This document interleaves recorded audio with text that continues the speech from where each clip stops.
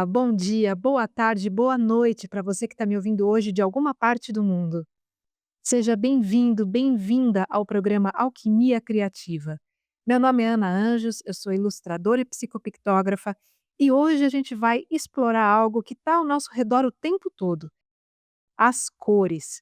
Elas aparecem nas pequenas escolhas do nosso dia a dia, nos ambientes que a gente frequenta, nas imagens que chamam a atenção, sempre influenciando a forma como a gente sente e interpreta o que a gente vê. Hoje, o convite é olhar para esse universo de um jeito mais atento e descobrir o quanto ele pode ser mais expressivo e significativo do que parece à primeira vista. As cores fazem parte da forma como a gente percebe e entende o mundo, e influencia as nossas sensações, interpretações, que muitas vezes a gente nem percebe. O campo da psicologia das cores explora justamente esses efeitos em diferentes contextos, como na terapia, nos esportes, em ambientes hospitalares e até no design de jogos.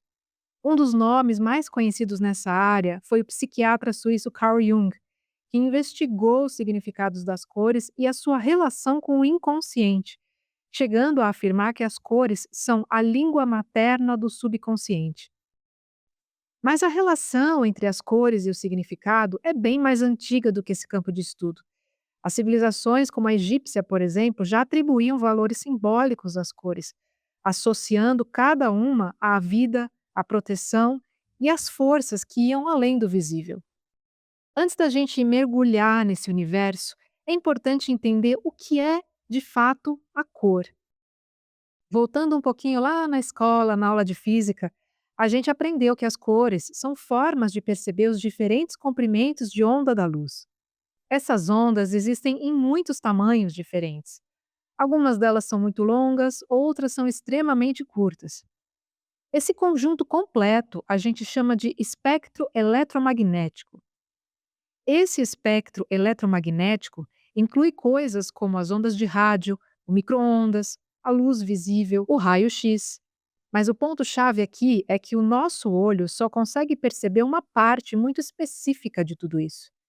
É como se o espectro inteiro fosse um piano enorme e o ser humano só conseguisse ouvir algumas teclas do meio. Essa pequena faixa é o que a gente chama de luz visível. O vermelho, por exemplo, tem ondas mais longas, mais esticadas. O laranja, o amarelo e o verde têm ondas intermediárias. Já o azul e o violeta têm as ondas mais curtas. Então, quando a gente fala que o vermelho tem um comprimento de onda maior, significa que a luz vermelha vibra de um jeito mais longo, mais espaçado. E quando a gente fala que o azul tem um comprimento de onda menor, significa o contrário, que essa onda vibra mais rápido, ela é mais comprimida. Um outro jeito simples da gente visualizar isso é imaginar duas cordas vibrando. Uma vai balançar devagar, com movimentos largos. Isso seria como o comprimento da onda da cor vermelha. Uma outra corda vai vibrar mais rápido, com movimentos mais curtinhos, que seria como o comprimento da onda do azul. O nosso olho percebe essas diferenças e o cérebro traduz isso em cor. Então, para a física, a cor é luz em diferentes comprimentos de onda. E eu estou explicando sobre a luz sob o ponto de vista da física, porque foi assim que tudo começou, lá em 1665 com Isaac Newton. A gente tende a se lembrar do Newton por aquela história peculiar da maçã, né, que teria caído em cima da cabeça dele e inspirado ele a conceber a lei da gravitação. Mas o Newton também foi o primeiro a explicar a natureza e a origem das cores. Durante muito tempo, as pessoas acreditavam que as cores surgiam dos próprios objetos, ou até de algum tipo de reação no vidro, na luz, no ambiente. E a luz do sol parecia simplesmente branca. Mas foi no século XVII que Newton mudou completamente essa percepção. O Newton vai começar a investigar algo que aparentemente é simples. Ele vai querer entender o que exatamente é a luz. E vai ser através de um experimento muito direto, eu diria quase poético, na verdade, que tudo começa a se revelar. O Newton vai pegar um prisma de vidro e vai deixar um feixe de luz do sol atravessar esse prisma. E o que aconteceu ali foi algo que ninguém tinha compreendido antes com tanta clareza. A luz branca foi se abrindo. Ela se separou em várias cores, como um arco-íris surgindo dentro desse ambiente controlado. E ali estava uma descoberta fundamental. A luz branca não era pura como ele acreditava. Ela era, na verdade, a soma de várias cores. Ou seja, as cores já estavam dentro da luz.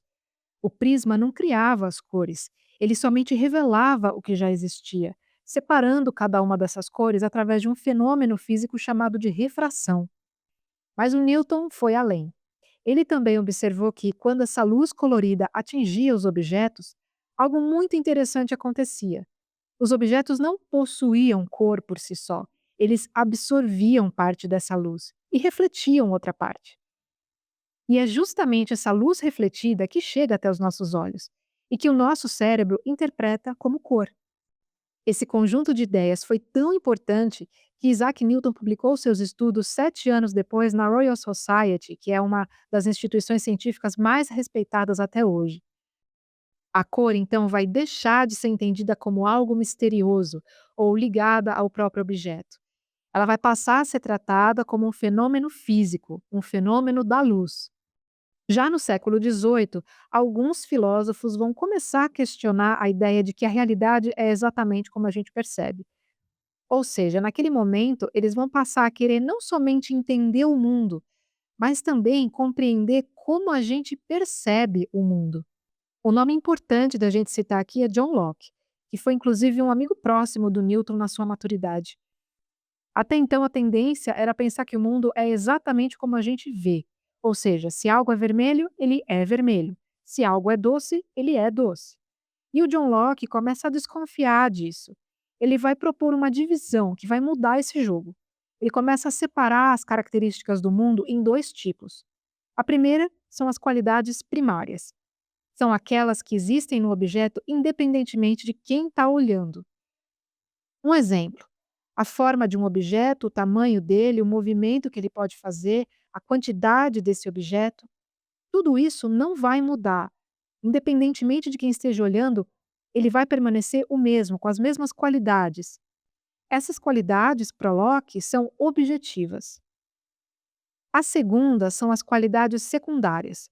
E aqui vai entrar algo que eu acho muito interessante. São as características que não existem exatamente no objeto. Elas surgem da relação entre o objeto e quem percebe. Por exemplo, a cor, o som, o cheiro, o sabor. Ou seja, o objeto não tem cor no sentido direto.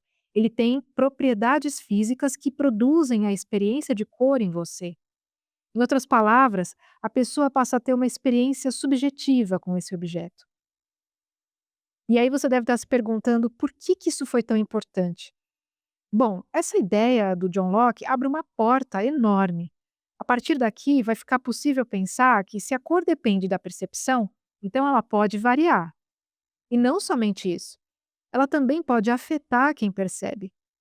É exatamente esse caminho que, mais tarde, vai permitir que alguém, como o escritor e cientista alemão Goethe, comece a investigar a relação entre cor e experiência emocional. Então, o que John Locke fez, mesmo sem falar diretamente de arte ou de emoção, foi mostrar que nem tudo que a gente percebe está do lado de fora. Algumas coisas existem no encontro entre o mundo e a mente, e a cor é um dos exemplos mais fáceis de se entender isso. Ela começa na luz, mas ela só se completa quando alguém a vê. E isso tudo começou a abrir espaço para pensar que, se a cor depende da mente, será que ela pode afetar as nossas emoções?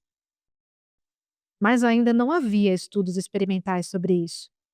É com Goethe, lá em 1810, mais ou menos, que isso vai mudar de verdade.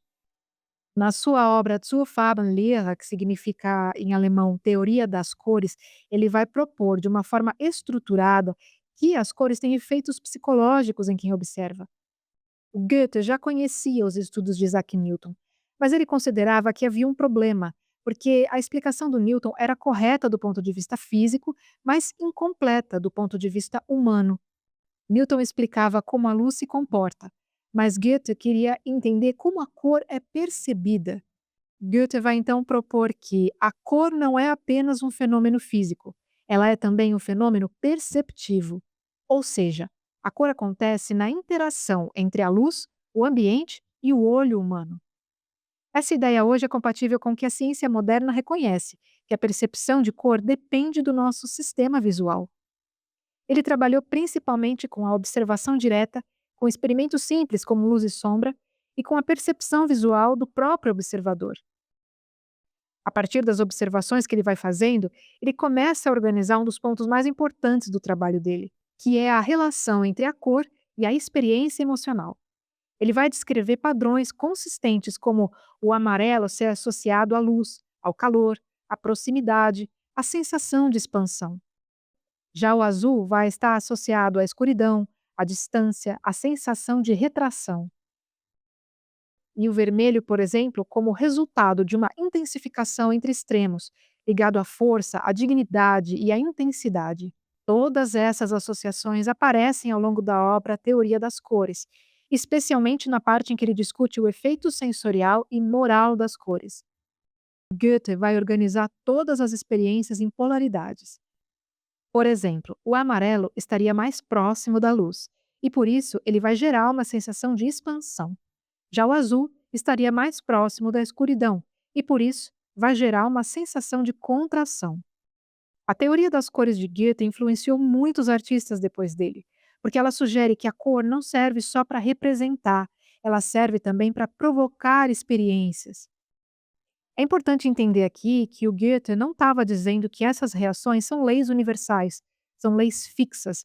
Na verdade, ele estava descrevendo tendências observadas na experiência humana daquele momento da história da sociedade europeia.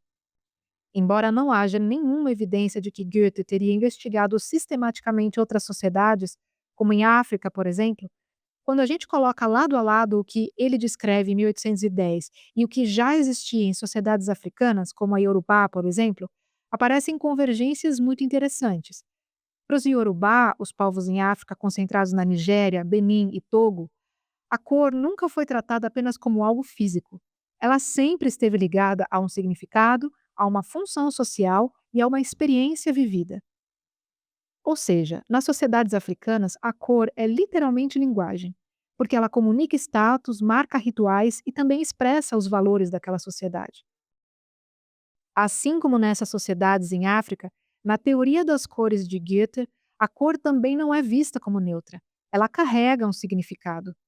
A diferença é que as teorias europeias sobre a cor, que começaram lá com John Locke e depois com Goethe, o foco está na experiência individual da percepção. Já nas sociedades africanas, as cores têm um significado coletivo e cultural. A ideia de que a cor não é só uma representação, mas uma experiência subjetiva, teve um impacto direto em vários artistas e movimentos importantes. A gente tem, por exemplo, Joseph Turner, um pintor inglês do século XIX, como um dos casos mais próximos no tempo de Goethe. Ele estudou teoria das cores e passou a usar a cor de forma menos descritiva e mais sensorial.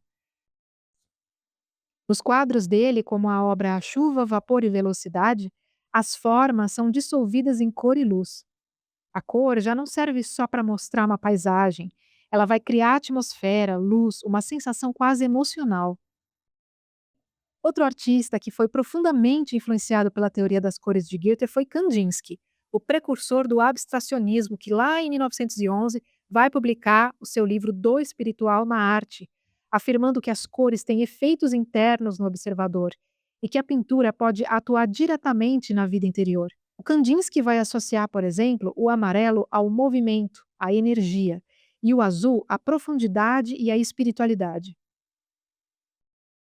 Além de Kandinsky, a gente também tem Paul Klee, que estudou profundamente a teoria das cores e que, inclusive, vai lecionar essa teoria na Bauhaus, aquela escola de arte vanguardista na Alemanha, fundada em 1919. Nos escritos de Paul Klee, a cor vai ser tratada como um elemento vivo, dinâmico, capaz de gerar ritmo, tensão, sensação. Ele não usa a cor apenas para representar o mundo externo, mas para construir experiências visuais. Mesmo sem usar métodos científicos modernos, o Goethe trouxe algo que a física não abordava até então: o papel do observador. Depois dele, a cor deixa de ser só uma ferramenta para copiar o mundo. Ela passa a ser uma linguagem, algo que a gente não precisa necessariamente explicar, mas todo mundo vai conseguir sentir. E é por isso que, a partir do século XIX, a arte começa a mudar profundamente. Menos preocupação em representar a realidade e mais interesse em transformar a experiência de quem olha. A teoria das cores de Goethe também serviu como referência para outros campos, como o da psicologia. O psiquiatra suíço Carl Jung integrou o simbolismo das cores em sua psicologia analítica ao longo de sua carreira, focando no inconsciente coletivo e nos arquétipos.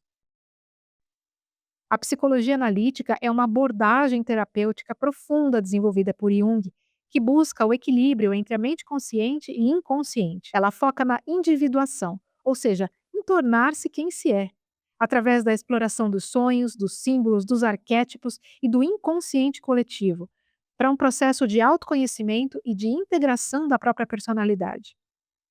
O Jung vai começar a estruturar a psicologia analítica por volta de 1913, após o rompimento com Freud. Ele vai partir de um princípio fundamental: a psique se expressa por imagens simbólicas, e não apenas por linguagem racional. Na clínica, isso aparecia em práticas como análise de sonhos, imaginação ativa e até em produção espontânea de desenhos e pinturas pelos pacientes. E é justamente aí que entram as cores. Elas vão começar a surgir naturalmente, e aí o Jung vai começar a observar quais cores apareciam, em que contexto e com que intensidade. Assim como em teoria das cores, o Jung não vai tratar a cor como algo físico, mas como experiência carregada de significado psicológico. Mas para Jung, diferentemente de outras teorias da psicologia das cores, a maneira como ele compreendia o simbolismo cromático não se limitava às associações pessoais e culturais das cores. O Jung não negava que existisse um aspecto pessoal no simbolismo das cores. Afinal, a psique é ao mesmo tempo impessoal e pessoal, mas para ele, na prática clínica, as cores não possuíam significados adquiridos, mas sim inatos. A origem desses significados inatos é o inconsciente coletivo, um aspecto do inconsciente compartilhado por toda a humanidade. Os padrões de significados, isso é, os arquétipos, são universais e impessoais, e os significados inatos das cores têm como origem o âmago da humanidade, a parte da nossa psique que é coletiva e impessoal. Segundo seu livro Os Arquétipos e o Inconsciente Coletivo, as cores simbolizam qualidades. O vermelho representa o reino dos instintos, das emoções, das ações. O vermelho é o fogo da paixão, a energia da ação, os impulsos do aspecto mais primitivo da nossa psique, a energia bruta e indomável da vida.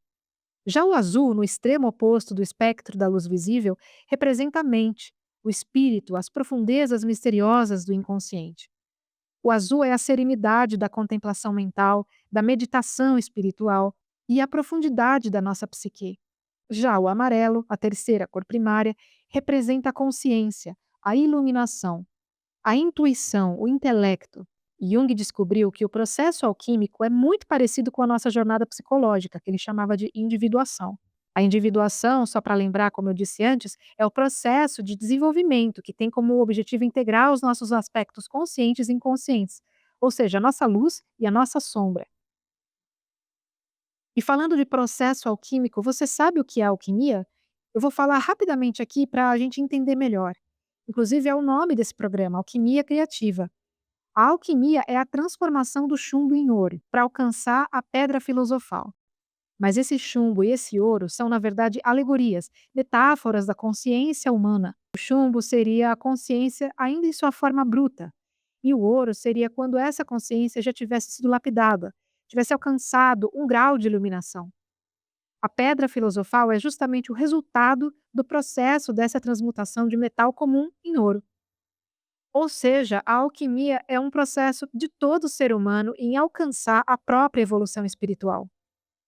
E as cores da alquimia são preto, branco, amarelo e vermelho. Essas cores representam cada um dos 4 estágios principais do processo alquímico, que eu vou falar um pouquinho para vocês. E o Jung vai perceber que as cores de cada estágio têm uma relação com a jornada psicológica humana. O primeiro estágio é conhecido como nigredo. É um confronto com a sombra e com o colapso da persona. O preto é a noite escura da alma. Já ouviram essa expressão, não? São as partes de nós mesmos que a gente abandona na sombra. A gente nega, a gente rejeita. O albedo é o segundo estágio e marca o início da consciência. O branco é a renovação da psique após o confronto com a sombra. O terceiro estágio é o citrinitas, ou amarelamento, que vai então simbolizar o surgimento da iluminação, da percepção da luminosidade. Nesse estágio, a mente consciente se expande para integrar uma sabedoria. E por último, a gente tem o rubedo, ou avermelhamento, que é quando a gente atinge a pedra filosofal, quando a gente alcança a totalidade e a plenitude de quem a gente é. Já no século XX, mais especificamente em 1942, um neurologista alemão chamado Kurt Goldenstein conduziu uma série de experimentos com vários participantes para determinar os efeitos da cor na função motora. Em um experimento, Goldstein vai afirmar que uma mulher que sofria de uma doença cerebral que era propensa a cair frequentemente, quando ela usava o vermelho, ela aumentava significativamente essa propensão. Porém, quando ela usava o verde ou azul, ela acalmava os sintomas. Outros pesquisadores não conseguiram comprovar a veracidade dos estudos de Goldstein por meio da replicação, então a sua hipótese é considerada não comprovada. Embora a hipótese desse neurologista nunca tenha sido comprovada, o seu trabalho incentivou novas pesquisas sobre os efeitos fisiológicos das cores. Estudiosos como Faber Birren e Angela Wright sistematizaram a chamada psicologia aplicada das cores. O Birren demonstrou os efeitos fisiológicos e comportamentais de algumas tonalidades. Por exemplo, ele vai perceber que quando uma pessoa tinha uma exposição prolongada à cor vermelha, a pressão arterial dela vai aumentar, e que o azul vai reduzir a ansiedade, o verde vai estabilizar o ritmo cardíaco. Já a Angela Wright desenvolveu um sistema que relaciona cores a padrões de comportamento e resposta emocional, que é aplicado principalmente no design e na comunicação, mostrando que a cor influencia a cognição, o apetite, o foco e a empatia. Ela vai então desenvolver o sistema de influência das cores, integrando percepção visual, comportamento e design. Esse modelo vai propor que a cor pode sim influenciar aspectos como humor, atenção, tomada de decisão, embora essas relações não sejam consensuais na pesquisa científica acadêmica. Algumas pesquisas em psicologia e neurociência mostram que as cores influenciam processos cognitivos e emocionais. Um estudo da Universidade da Colômbia Britânica demonstrou que o vermelho pode aumentar a atenção a detalhes, enquanto o azul favorece a criatividade. Algumas revisões científicas, como as de Andrew Elliott, indicam que a percepção das cores afeta as nossas emoções, a nossa motivação, o nosso comportamento, sempre de forma dependente do contexto e da cultura. Embora os estímulos visuais possam ativar os sistemas cerebrais ligados à motivação e ao prazer, não tem uma evidência direta de que as cores específicas por si só provoquem liberação de dopamina de maneira isolada. O efeito das cores é psicológico e depende do contexto, não de uma resposta bioquímica simples. E no fim dessa jornada, a gente vai percebendo que a cor nunca foi algo apenas que você vê, ela é algo que você vive. Porque entre o comprimento de onda da luz, a emoção que nasce dentro da gente, existe um espaço aí invisível, e é justamente nesse espaço que mora a experiência humana. A ciência nos mostrou que a cor começa na luz. A filosofia diz que ela depende da percepção. A arte fala que a cor pode ser uma linguagem. E a psicologia mostra pra gente que ela atravessa a mente. Ela toca aquilo que nem sempre a gente consegue nomear. Mas ainda existe algo muito sutil nisso tudo. Quando você escolhe uma cor, quando você se sente atraído por um tom, quando uma imagem te toca sem explicação racional, isso não é só estética, é expressão. Entre luz e matéria, entre olho e cérebro, entre mundo e consciência, é nesse intervalo que a cor acontece de verdade. Talvez da próxima vez que você olhar para uma cor, você perceba que não está apenas enxergando, mas sentindo. Porque no fim, a cor não se limita ao que é visto. Ela se revela no que vai ser despertado dentro de você. E é justamente aí que ela vai ganhar sentido. E antes da gente finalizar o programa, eu quero te perguntar: você já imaginou ter nas suas mãos um desenho que revela o seu mentor espiritual? Quando você se reconecta aos seus mentores, você também resgata a confiança no que você sente. E quando essa conexão se fortalece, você deixa de buscar validação externa o tempo todo, porque você vai começar a confiar mais nos sinais, nas intuições e nos movimentos internos que surgem no seu dia a dia. A pictografia mediúnica revela, de forma ética e muito respeitosa, a energia que acompanha você nesse momento e vai te ajudar a reconhecer quem está presente nesse ciclo específico da sua vida. Se você quiser saber mais, é só me seguir lá no Instagram, Ana com dois M's Anjos, clicar no link da bio, aí você vai achar o link Pictografia Mediúnica. Para encomendar é só se cadastrar na lista de espera. Eu volto na semana que vem E lembre-se, espiritualidade é autoconhecimento. Gratidão, Waiteri, Saravá, Amém, Axé.